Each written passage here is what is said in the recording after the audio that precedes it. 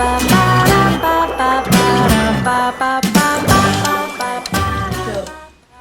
already explained how you hit your head and rolled your ankle, and I explained how we didn't know what the deal was, how you started getting your words lost, and how your symptoms just got worse. And I explained how that can happen and that kind of stuff. But maybe you want to talk about it from your perspective of what it was like to get a mild traumatic brain injury.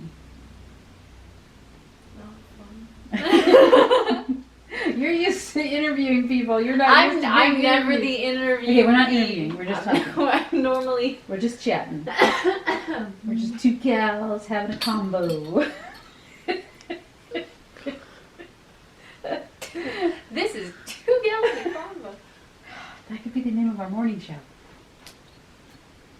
If it's morning, we won't have anything to talk about because we won't have coffee. That's true. Unless we do it with coffee. Make it an afternoon show. It works. Okay, explain what's in your hand. You're a babe with a mobility device. Basically, this is technically what I would consider one of my mobility aids. It's cannabis. It is a nifty little oven. And we'll insert close up here. We can do like an actual, we'll cut to it later. Yeah. And you can edit me We'll out do saying an that. insert. We'll We'll do do it it in post. It heats up the cannabis to the terpene levels.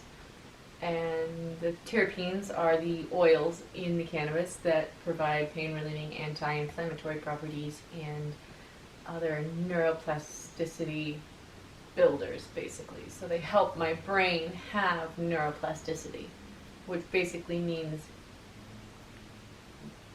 I can relearn things at an easier rate.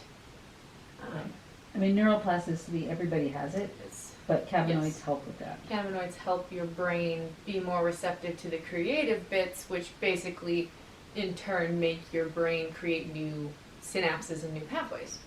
So, in a sense, cannabis and being creative on that can end up helping, at least in my case, help with the headaches and So talk about some of the increased synesthesia stuff. I have mentioned that you broke your ankle and you had gained weight because you weren't doing anything at all. You couldn't do anything, which in some ways ended up being a good thing because you got so sick that you lost 100 pounds. Right. Because your brain doesn't tell you to eat really that much anymore. Yeah. The cannabis helps that, right? Yeah, because I forget to eat. So. And you don't have appetite. No, that's one of the things that's changed a lot since the brain injury is my appetite has gone to crud. Basically, I went from being able to at least figure out when to eat was normal. You just get hungry. I don't know how to explain. Neurotypical people just get hungry. You guys have the luxury of just sitting around and all of a sudden being like, ooh, I have this feeling. I feel a bit famished. I should consume sustenance. I don't have that luxury anymore. Katie's brain doesn't do that. What Katie's brain does is nothing. I'm starving. Yes, it waits. I have never eaten. Hold. I must consume all of the food in existence now, immediately. And sometimes that happens in a day, but a lot of times if nobody helped her out with the food thing, she might go days without eating. I'm pretty sure I've gone days without eating before when we didn't know I had a brain injury, and that's one of the reasons I was losing so much weight. Yes. Because I couldn't keep track. Yes. And then you guys would ask me, hey, did you eat today? And I'd go, and then I'd just not answer, and then wouldn't eat. 98 pounds later. And you also don't know about thirst. Speaking of which. So those of us that enjoy her surviving and living, are you right there? Yeah, there was a hair. Okay. And it was trying to attack me. I'm not hallucinating. Currently. That can happen with head trauma. Luckily, I've been blessed enough that I did not have hallucinations, but I did have, how do you say, thoughts of inconclusive data. Inconclusive data. Well, sometimes your fantasy versus reality. Yeah, that's what I'm That's saying. gotten a Like little- thoughts. It's inconclusive. Okay. Like When dragons aren't real. when I Let's say- just say that right now. Like dragons aren't real. That should maybe be stated for those of us who've had head injuries. Most people over 5 pretty much know that, but if you have a head trauma, sometimes You don't. can be 25 plus 1. I realized I wasn't 25 after I said 25. And then be in fear of the dragon that might be after you. See, like you should add like a little ping. Okay, did you go down Headaches that route? are awful. Headaches. That's one of the things Headaches are awful. I want to I talk concur. about. I agree with you. They're not fun. They happen a lot more. Yeah. Check your stance. Check your stance. She's talking to the cameraman. Cameraman. Keep cameraman. That was so funny. She may or may not be having a romance with the cameraman based on that eye flutter that just happened. Gasp. That's the thumbnail. I'm dating my cameraman.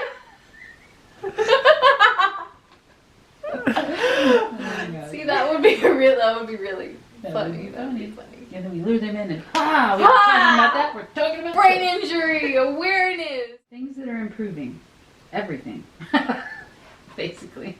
My light sensitivity is still a little wonky. Yes. It's Light sensitivity Not is still not great.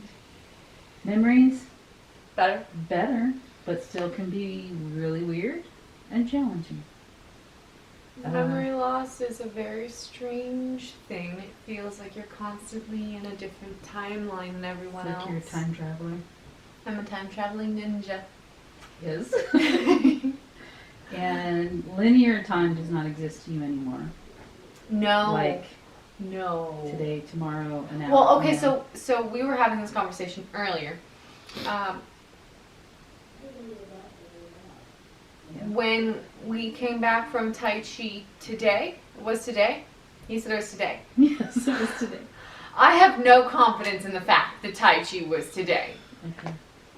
It That was yesterday to me. That was just a different day because it was a different lapse of time. Yeah. So chunks of time become their own segmented reality.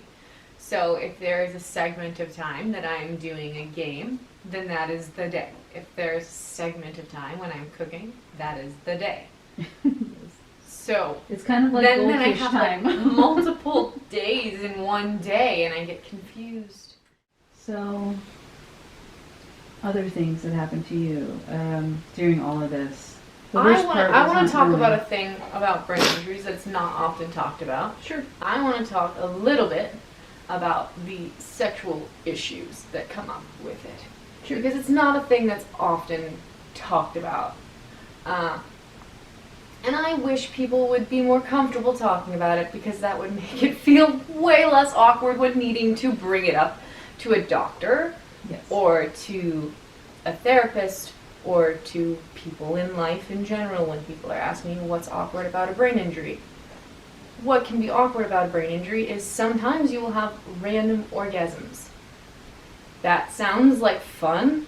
That sounds like it can be joyful, and it can be on the right occasion. Yes. However, when you are in the middle of a yoga class doing therapy, and your yoga teacher comes up to you after and goes, "You seem really relaxed. What's your secret?" And you're like, "Well, you know, I was really relaxed. Glad you noticed." So for some people, it's the opposite. But yes, for some people, and that it is flip-flop. So depending on emotional, hormonal balances, that can be flip-flop. So there are days or months where things are fantastic. And then there are days and months where things are terrible. Where you just can't function. Your body just is in shambles. whether that be physically or mentally, from headaches or nausea, Feeling dizzy. from feeling dizzy, from feeling overly aggressive in hunger or in needing to urinate or in sexual appetite or lack thereof, or any of them, where you just have no sexual appetite, no hunger of food or no thirst, no ability to know when you're gonna go to the bathroom. Yeah. And all of your basic primal instincts and urges and needs are just taken from you, where you are no longer in control of everything you've been raised and taught to know. Yeah. Your entire world gets flipped upside down, and your headaches become a unsurmountable pressure that becomes like almost societally hard to deal with, because you're expected to be the person you were before your head injury. Always been autistic. And you've always had ADHD and autism. hypermobility EDS. And hypermobility EDS. Okay, so technically you Okay. had all I that. have I need to buy a vowel. Yes. You had all that before, and then along came head injury, and it decided It Catie decided didn't to have add enough challenges. PTSD and OCD and memory loss, and all the other things and yeah, it's not. and the list goes on. But synesthesia The is synesthesia is when you- unreal. It's when your really senses like, cross over. Yes, it's almost like if you were to put food coloring into oil, and then dropped the oil into a vat of water. If the oil could stay, colored and separate, Mm-hmm. I don't know if that would actually work scientifically speaking. Because You the know oil what? would We'll edit in technically some synesthesic stuff. not- Yeah. Ooh.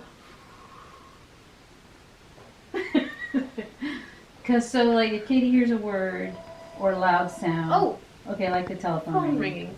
So I pictured a banana. Yeah. And I smelled an outhouse. yeah, so that's the kind of stuff that's real exciting after brain injury when you get it 9,000 times worse than it was. It Yeah. causes overload. So like that being said, it can be a little extreme when you smell things that aren't there or see things that are. And the weird thing is like I understand the difference between like what would be considered a hallucination versus what synesthesia is, because I've always had synesthesia. Yeah. And when I started to get brain lupus, there was not hallucinations, but my eyes were doing a weird thing where every once in a while I would see like a blur. And so I get where they're coming from with trying to be like, oh, well, then it must be you're hallucinating. But it's different. The synesthesia that has always been present has been like a mild background running noise. Maybe you should take it apart. And- What you're thinking.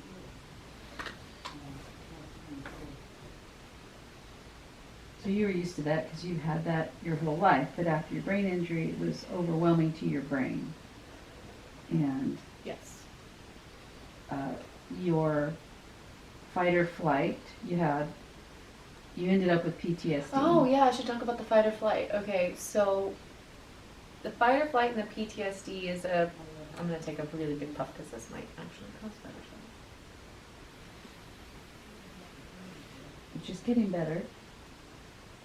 But for a while it was really bad. And your medications were also jacking you up in that regard. So. Well, my medications gave me brain lupus, Yeah. which I think is where a good majority of my severe memory loss comes from, more so than, The head bump. well, no, that's not necessarily true, because I thought I was doing things and remembering things back, I guess, at the apartment, and I wasn't doing them or remembering them right then, even, so. And slightly after that, I got really worse.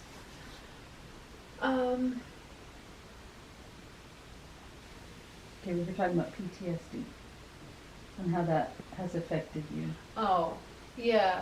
So, I guess, okay, so what would be the biggest factor of that? be like,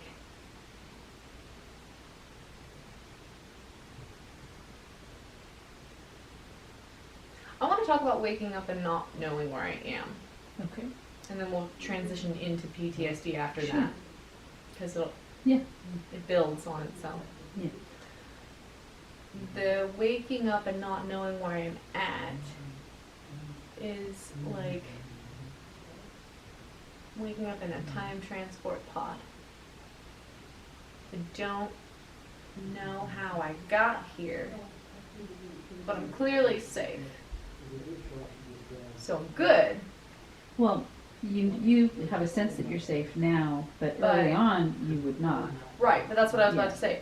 But at the beginning stages, I would wake up and I wouldn't know where I was at, and I didn't feel as safe, and I would bolt outside or scream and freak out, and I didn't know where I was. I thought I was being kidnapped.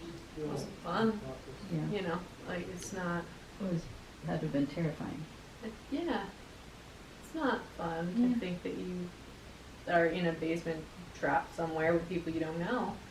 And then being told, no, take these pills, they're good for you. And you're like, I don't think so. Yeah. It's terrible. And then, like, on top of it, my body was straight up like, don't take this. Yeah. Listen to your bodies. If that's one thing I've learned, your body tells you things for a reason. If you feel like your bones are burning filled with acid, there might be something wrong. Just a thought. Just spitballing here. Just that, spitballing here. It Might be brain Might be lupus. bad for you. Could be a problem. Could cause some issues internally. Could least two. Yeah. This medication could 9,000 things memory that loss, are brain trauma. worse than the thing you're taking it Brain for. trauma express. Wanna go over? Seizure train. Seizure train. Oh, we used to call it that, didn't we? Yeah. The seizure train. Seizure train. The seizure train. We used to call it the seizure train. We would say, "Get Seizure off the town. seizure train, Katie. Yeah. It's a sucky train. Don't want to be on it. It's taking you for a ride. It's not fun." No. So the PTSD. And it's bouncy. They don't have very good shock absorbers. the PTSD was leading to seizures, pseudo seizures, basically. Yes, pseudo seizures. Because your brain. So could not everybody cope. basically was like, "Yeah, we told you so," and I was like, "Yeah, you missed a brain trauma." Yes. So that was fun. So that was fun. It was good times. Good times, good times. But now Doctors you're doing, and I were like this. now you're doing so much better. She's staring at me. What are we talking about? We're talking about your brain injury. The thing about brain injury is that Katie is doing better. I don't remember. I'm But doing better because most she of the doesn't time. remember the stuff, a lot of the stuff, or at least sequentially, what happened to her, she can't compare it. So let's say you're doing an exercise and you pull a muscle in your shoulder, and then you heal from that shoulder pain, and then you're at the gym again. You remember, oh, I got to be careful because I pulled this muscle here, and I don't want that to happen again. Okay, so with Katie, she's in the moment, man. Like The moment. the shoulder hurt. It's always hurt forever. There was never a time when it didn't hurt. And there will never not be a time that it doesn't hurt again. And Because this moment is the only moment that ever exists forever.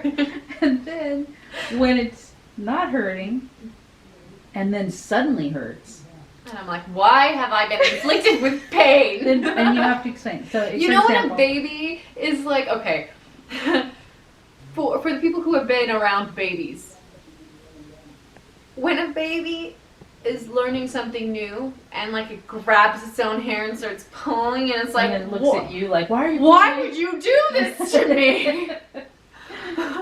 Yeah. That's a little bit what it's like having a brain injury. So Katie will turn I'll be to like, Why is my shoulder hurt? The TV must have done something. She will. Because it's an evil bug. So that's not... She will have experience of pain in her head, let's say, or total memory loss, and then she'll be really confused, and she'll be like really upset because she's not remembering anything, and then we will explain to her that's because you have a head trauma, and she'll be like, "What?" And it takes a few minutes for her it to come back. Yeah.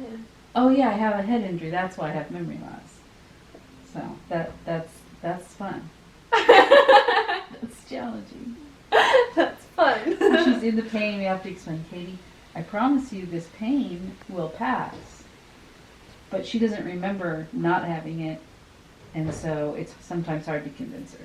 But that's getting better too. So a lot of things have improved because we used to be 24/7 in that world, and now Well, it used to comes be and like goes. the sound that just went off in the kitchen, the beeping or whatever. Yeah. That would have caused me seizure. to be like either a seizure or Or memory relapse or literally thinking that something was going to kill me. Yes. Within the next 5 seconds, that I was- must run because I will The die. PTSD made everything seem like mortal threats. There are still moments when everything is Yes. a mortal threat. There is, but And it is getting better. It becomes like... And we laugh. Okay, I was afraid of the vacuum the other day. Yeah, that was Cat's kind of afraid our of the fault vacuum. because we were telling her that someone was going to be running the vacuum and that sometimes that hurts her head. All I heard was the vacuum is coming and there's harm. Get out! But see, at least we can laugh about it now. Before there was no laughing; it was all just sadness. But now we can kind of, find the We humor. can laugh through the pain. We laugh in the face of pain Yes. instead of danger. Okay, so some upsides to a brain injury. Go. I feel like a super spy all the time. And buttons are magical. Buttons make the. I remember the first time you pushed a button and it Oh did a my thing. gosh. Okay, the first time I pushed it, where is it? Dropping all the things. First time I pushed a button after my head injury. And it did. Can you see Herbert? Herbert is the table. This. Go ahead, continue, please. I don't know if that's a head injury thing or if I'm just weird. That's just a This is Herbert. He's missing an ear. He got attacked by poachers. He fended them off and protected them. That's Okay, the story. buttons. I'm sticking to it. Buttons. Stay with me, Katie. Don't go into the light. Is your head buzzing? Yeah. Yeah. I'm excited about buttons. They're magical. You can literally press a thing that's not connected to a thing and make it. Ta-da! Come on, man.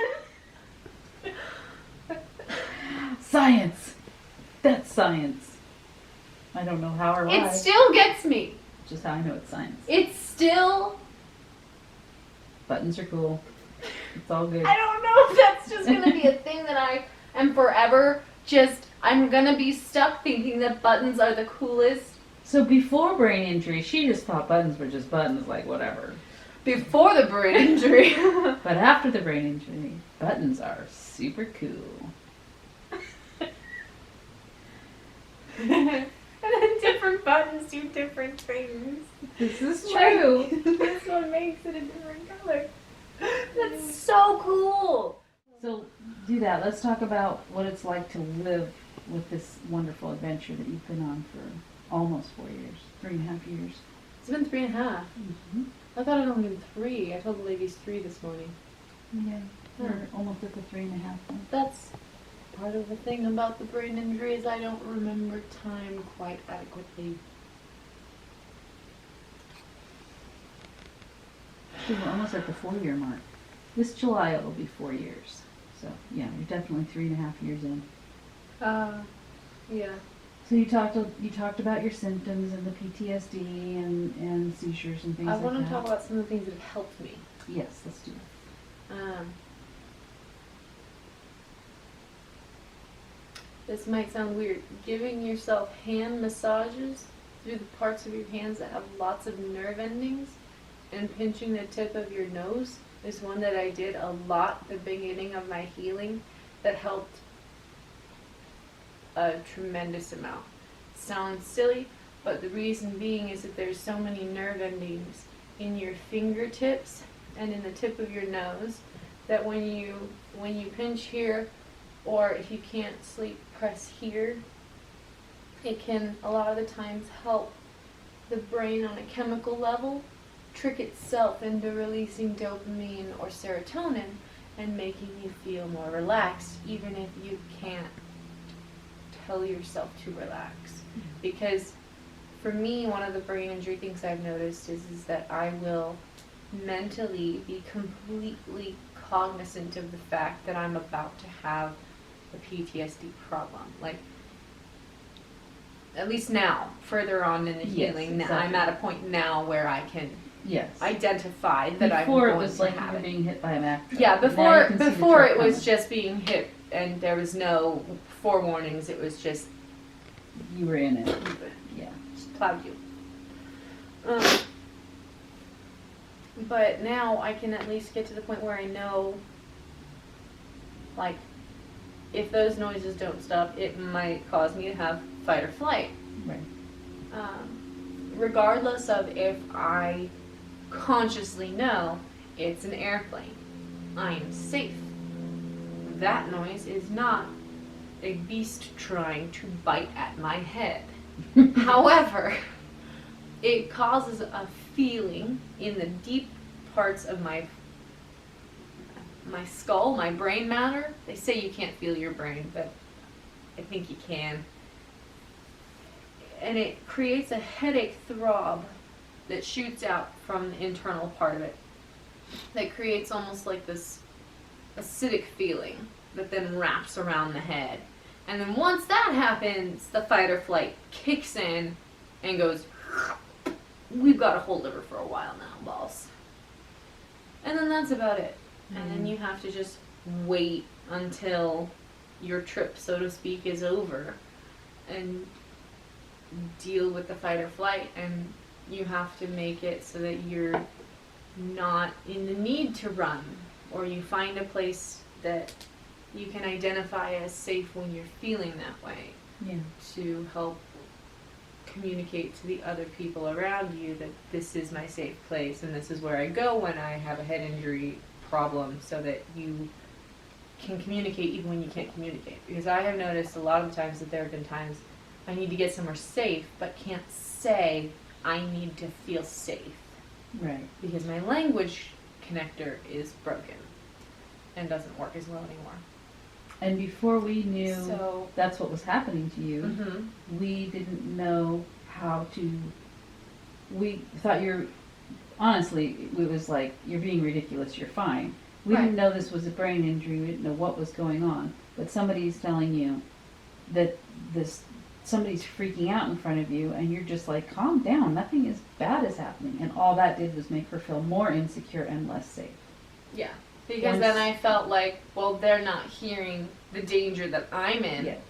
which means that we're all in danger, because I don't know what will happen to me if I don't fix the danger that is at hand, whether that be a spoon that fell and Right. created a bright flash of color and smells and too much noise, or whether it's someone telling me, hey, you have a doctor appointment tomorrow, and then I have to think about all of the doctor appointments I had before. Now that's more standard PTSD of just reliving a thing A that's bad time. not good. But The other kind is more just the head your brain. injury one is more so just, there's a noise. Run. It must be murder. Must be murder.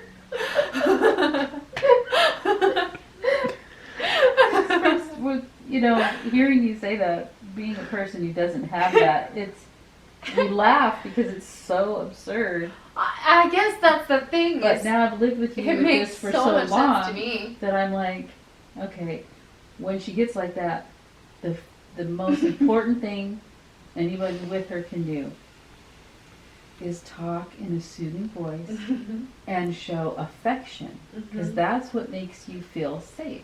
Because When in I my started mind, doing that- affection means, okay, we're safe enough to exchange love, Yes. which therefore means, like, we are not in any immediate danger, because immediate danger means you won't take 5 seconds to hug someone. You won't Yes. take a few minutes to get someone's hand in your hand before you move somewhere, because you just have to go because there's danger. You know what it's like? It is very primal. We don't live in a primitive world anymore.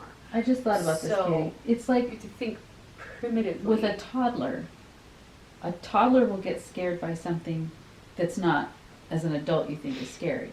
But if your toddler runs up to you and puts their arms up and they're scared, you pick, hopefully if you're not a total asshole of a parent, you'll pick your toddler up and comfort them and say, oh my goodness, it's okay, you're safe, and all of that. But when you have an adult child going through that, it took us probably a year to figure out that we needed to treat it the same way I would treat a toddler, in effect. Because once I started coming to you and put my arms around you and say, it's okay, you're safe, take some breaths and all that. Like right now, just my voice, I can tell already, now gives you that response of relaxing. Instead of doing what we do to adults when they're scared, which is, Oh, please, what is you're your acting- problem? Nothing's scary here. There's no reason Yeah. for you to be acting like this. Yeah. And then No, once, you're like once we that's figured out there were completely- reasons. Well, but here's the thing. Technically, there is no reason for me to be acting like this. I Except- have no excuse. But for your the brain. problem is, my brain doesn't know that. Yeah. The brain is injured. It can't Which figure is, that out. Which is your excuse. Wow.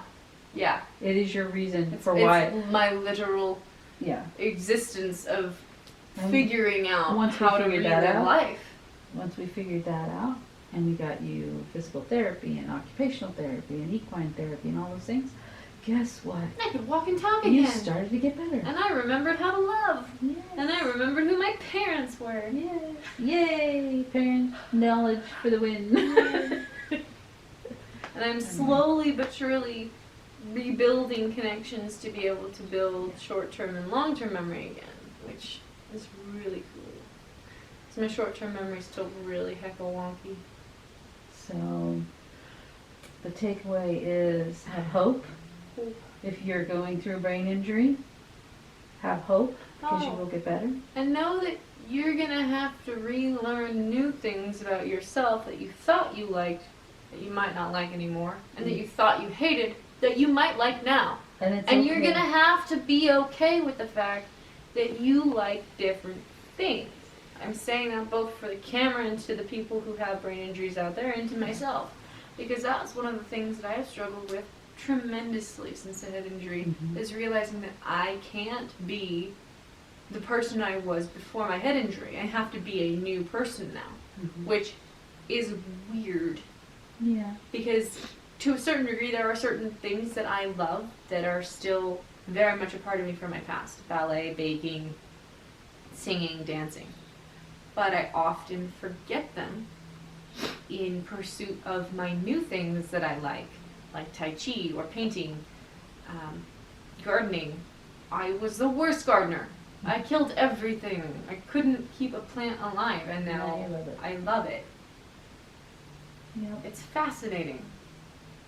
And the people who love you have had to learn those things too, Yeah. because Like, I you're- like avocados now. I know that's pretty weird. I'll eat just like an avocado. You're the same, but you're different Yeah. at the same time, and that's okay. New, great formula. New and improved, sort of. Sort of. New and added on to. Well, we're glad you're here and that you survived it. So, I'm blessed mama. It makes me feel different about life. Mm-hmm. I'm sure. it About does. being alive. About life choices. A lot of stuff just doesn't seem important anymore. stuff people get upset about just doesn't seem important now. It's like, please. Everything is frivolous in this world except for loving the people you care about. That's true. End of discussion. It's true. The end video. That's a good spot to end. If you have any questions or comments about brain injuries or about PTSD or OCD or HEDS, about autism or synesthesia, go ahead, leave them in the commenty area right down there. Or to the side, wherever it ends up. Wherever it is. Leave your comments and questions, and we'll get back to you as soon as we can. Thanks so much for watching. We'll see y'all later. Don't forget to like and subscribe. Oh gosh. Do all the things. All the YouTube things. I don't know. That's good. Leave us comments. Leave us questions. We want to know what your experience was if you had a brain injury. If you are a doctor and have advice, that would be cool. That would be very cool. Any of the yeah. All right. You only have one go around. Yo haga, everybody.